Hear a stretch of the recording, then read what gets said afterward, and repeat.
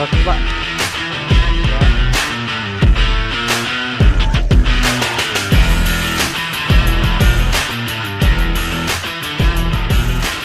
Assalamualaikum warahmatullahi wabarakatuh. Perkenalkan, nama saya Aldif Tafaluzi dengan NIM 2303100162. Oke, di sini saya akan mengobservasi sekolah SMK Nusantara yang ada di Lubuk Pakam untuk mengerjakan tugas metode penelitian. Langsung saja kita ke videonya. Assalamualaikum warahmatullahi wabarakatuh. Perkenalkan, nama saya Aldif Tafaluzi dengan NIM 2303100162.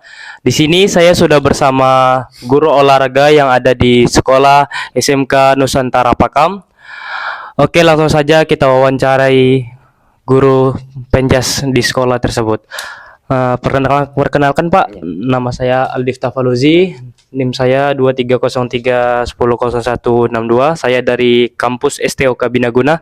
Di sini Pak, saya ingin mengobservasi sekolah ini, terutama yaitu mewawancari Bapak tentang sarana, prasarana, dan proses pembelajaran olahraga yang ada di sekolah Nusantara Pak.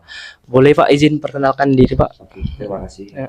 Ya, assalamualaikum warahmatullahi wabarakatuh. Ya, perkenalkan, saya adalah guru penjas atau olahraga di SMK swasta Nusantara Lubuk Pakam.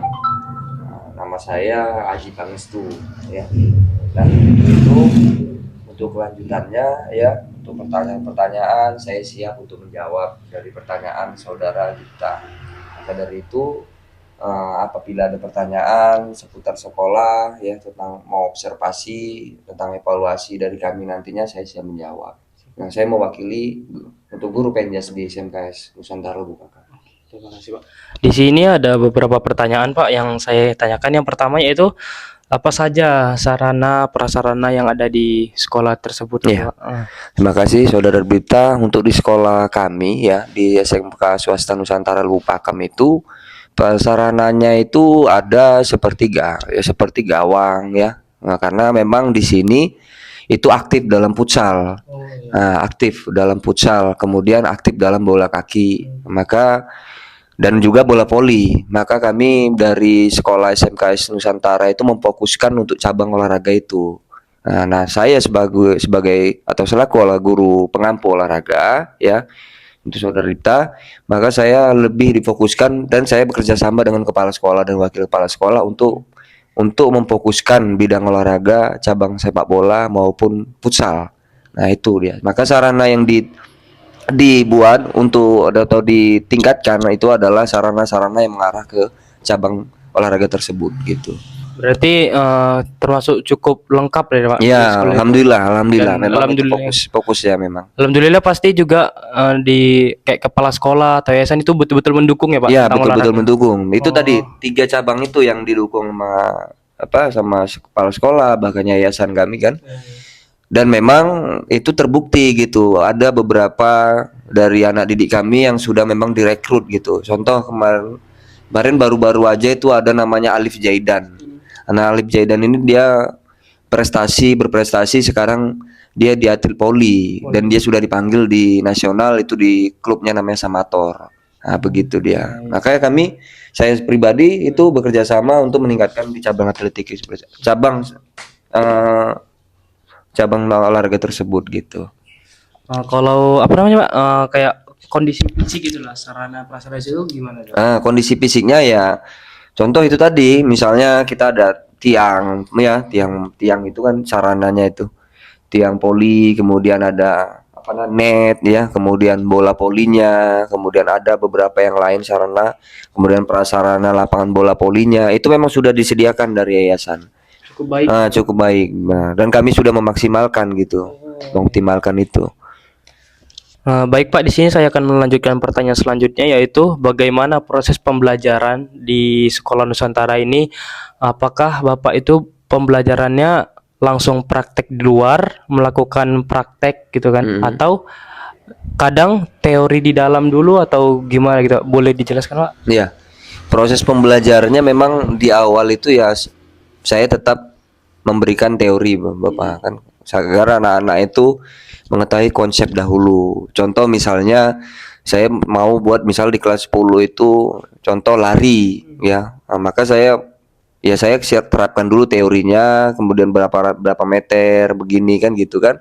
Maka habis itu baru setelah satu les ataupun yang jalan mau kedua les saya praktek. Itu kan ada 3 les biasa dikasih ke saya. Nah, begitu proses pembelajarannya, Pak Dipta, Saudara Dipta. Berarti dia Mengalir aja dia. mengalir aja Iya. berarti kita mengajarkan di dalam kelas dulu teori dulu. Iya, iya, seperti itu. Tahu anak-anak saya ajarkan satu les itu untuk teori dulu. Nah, kemudian di satu les itu mereka tuh biasa kan pakaian itu kan seragam sekolah putih abu-abu. Nah, kemudian di satu les itulah saya manfaatkan sekaligus teori itu mengganti pakaiannya menjadi pakaian olahraga. Nah, gitu. Karena kami juga menyediakan di sekolah menyediakan pakaian olahraga. Begitu dia, Pak. Nah, itu kalau misalnya katanya kan bilang ada teori dulu gitu kan. Pasti kan di dalam kelas gitu. Itu Bapak menjelaskannya dengan apa tuh? Misalnya audiovisual atau cuma storytelling doang atau Nah, biasa memang saya biasa contoh misalnya kalau saya pribadi ya, Pak, di kelas itu memang lebih banyak ke audiovisual, menerapkan itu tentang misalnya saya buat nanti ada presentasi sedikit atau misalnya ada saya buat video pembelajaran gitu kan, bagaimana caranya dia untuk lari itu yang baik bagaimana gitu, untuk menerapkan nanti di prakteknya di luar kelas. Nah, begitu dia, Pak. baik Pak, di sini kan saya melanjutkan pertanyaannya, yaitu bagaimana Bapak menciptakan lingkungan belajar yang kondusif, positif untuk pembelajaran ya, Pak? Ya.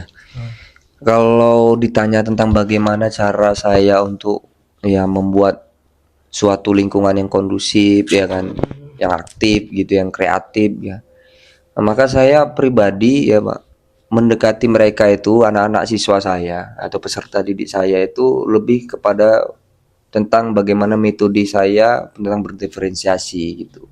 Saya membuat dalam suatu kelas itu saya membuat mapping biasa gitu. Mapping ya, memappingkan bahwasanya anak-anak yang memang dia yang memang cenderung yang minat bakatnya itu tentang olahraga lebih besar itu saya mappingkan dulu gitu. Maksudnya mapping tuh bisa dijelaskan Pak? Nah, mapping itu dia maksudnya gini, mengelompokkan dulu bahwasanya oh ini anak yang dia memang berketerampilan tinggi, ya berketerampilan lebih tinggi, lebih kuat daripada olahraganya daripada yang lain. Contoh misalnya satu ini lebih kepada pengetahuannya. Contoh Pak, misalnya dia memang nggak menguasai di bidang olahraga, tapi dia lebih menguasai misalnya dalam bidang matematika, sains gitu. Nah, itu harus saya mapping dulu gitu sebelum masuk ke pada pembelajaran di praktik khususnya. Gitu Pak, Saudara Bita. Pertanyaan selanjutnya itu Pak, tantangan apa saja yang Bapak hadapi dalam proses pembelajaran? Nah, itu tantangannya yang tadi sinkronkan tadi memang yang relevannya lah ya pastinya, Saudara Bita. Itu yang seperti itu tadi, dia tidak semua dalam satu kelas itu dia minat bakatnya itu olahraga. Nah, contoh misalnya dia minat bakatnya, saya tanya misalnya, kenapa kamu itu nggak mau mengikuti, kurang antusias dalam olahraga, misalnya yang saya kasih misalnya dalam lari jauh, lompat jauh gitu kan. Kenapa nggak mau antusias ya Pak? Saya lemas begitu karena dia memang berpikir lebih ya, dia menggunakan misalnya dia lebih senang kepada pendidikan matematika, bidang matematika atau bidang misalnya bahasa Indonesia. Nah, itu tantangan yang saya hadapi untuk supaya anak-anak didik saya itu kan ini kan kita ini saya pribadi misalnya dituntut supaya anak-anak tadi semua itu berolahraga, psikomotoriknya baik kan begitu. Nah, itu yang saya terapkan atau tantangan yang saya hadapi dalam keseharian itu. Yang selanjutnya yaitu bagaimana Bapak memotivasi siswa untuk terlibat aktif dalam kegiatan olahraga dan mencapai tujuan kebugaran jasmani. Kan tadi Bapak bilang itu kan yang banyak yang kurang minat untuk olahraga karena misalnya cabang-cabang yang saya iya betul lah gitu. Bagaimana lah Bapak untuk merangkum mereka gitu caranya gitu. Saya kalau misalnya cara saya itu Pak, kalau ditanya dengan cara saya ya, saya membuat alternatif. Contoh, dia tidak suka dengan lari jauh, lompat jauh, tapi nanti besok pagi atau pertemuan selanjutnya saya membuat alternatif misalnya senam. Ayo senam bareng yuk, senam sama ayo kita yuk. Itulah untuk melatih supaya kebugaran jasmaninya, psikomotorinya itu lebih lebih ini gitu, lebih lebih ibarat kata dia jadi lebih terpacu, termotivasi gitu. Oke, yang pertama ke situ, Pak. Yang kedua misalnya saya aja untuk misalnya mereka itu, ayo kita sama-sama datang kita ke kolam renang. Nah, supaya apa? Walaupun dia tidak ini, tapi tidak setidaknya dia mengetahui bahwasannya dia tuh melatih kan bagaimana dia cara berenang, begitu kan. Walaupun dia tidak suka dengan misalnya lari jauh, lompat jauh, begitu. Saya membuat alternatif dalam olahraga yang lain, gitu dong. Oh, berarti kayak modifikasi lah gitu, Pak. Iya, gitu dia.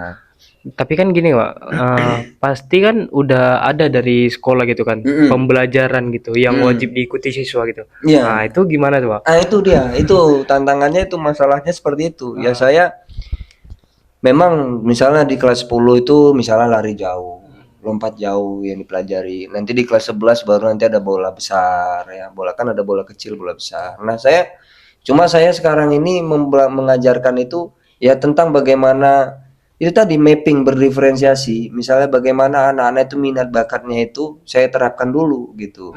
Contoh dia dia kurang nih, kurang aktif, pasif dia kan gitu untuk mempelajari tentang misalnya lari jauh, lompat jauh, ya tentang atletik misalnya cabang atletik. Dia kurang aktif di situ, maka saya membuat alternatif lain itu walaupun walaupun itu tidak tidak terkadang tidak sesuai Pak, dengan di teori. Nah, makanya memang kita ini keadaan sekarang ini ya teorinya itu dengan praktek kadang tidak sesuai. Ya, itu mohon maaf lah kalau saya pribadi ya banyak kondisi di lapangan itu seperti itu dia Pak, saudara kita. Oke, oke, berarti Bapak tuh menilainya nggak apa-apa gitu, nggak bisa ikut pembelajaran sesuai yang ada di sekolah, cuman Betul. bisa dari Saya, misalnya cara lain gitu kan, iya, saya buat untuk alternatif menilainya lain gitu untuk ya. menilainya, untuk memberikan Oh, penilaian yang lain itu tadi oke, oke, oke, terima kepada kasih, anak Pak. didik saya. Baik ini Pak, pertanyaan yang terakhir yaitu Hmm. kan Bapak sering itu kan Hmm. ngajar dalam pelajaran olahraga, Hmm. program olahraga di sekolah Hmm. gitu kan. Hmm. Apakah ada yang cedera gitu kan? Hmm. Dan kalau misalnya ada, bagaimana like Bapak menyikapinya untuk yang cedera ini gitu? Biasa gini Pak, kami di sekolah SMK Swasta Nusantara ya, itu kan sudah ada ekskul P3 itu. Ya. Ya, jadi itu memang kami buat ya, kami kerjasama dengan kolaborasi dengan guru lain. Itu kami kerjasama itu supaya untuk mengantisipasi ini gitu. Apabila nanti ada yang cedera, maka anak-anak kami yang ekskul P3 tadi membantu gitu. Dan memang sekolah menyediakan fasilitas itu gitu untuk misalnya obat-obatannya begitu. Selain saya pribadi, memang pertolongan pertama itu saya pribadi Pak. Nah, pertolongan pribadi pertama itu saya pribadi. Contoh misalnya saya juga harus mengetahui gitu ya, bagaimana terapi setidaknya kan gitu, kusuk begitulah Pak ya. Untuk pertolongan pertama anak didik saya itu tadi, begitu pada saat dia mengalami cedera fisik. Terima kasih Pak.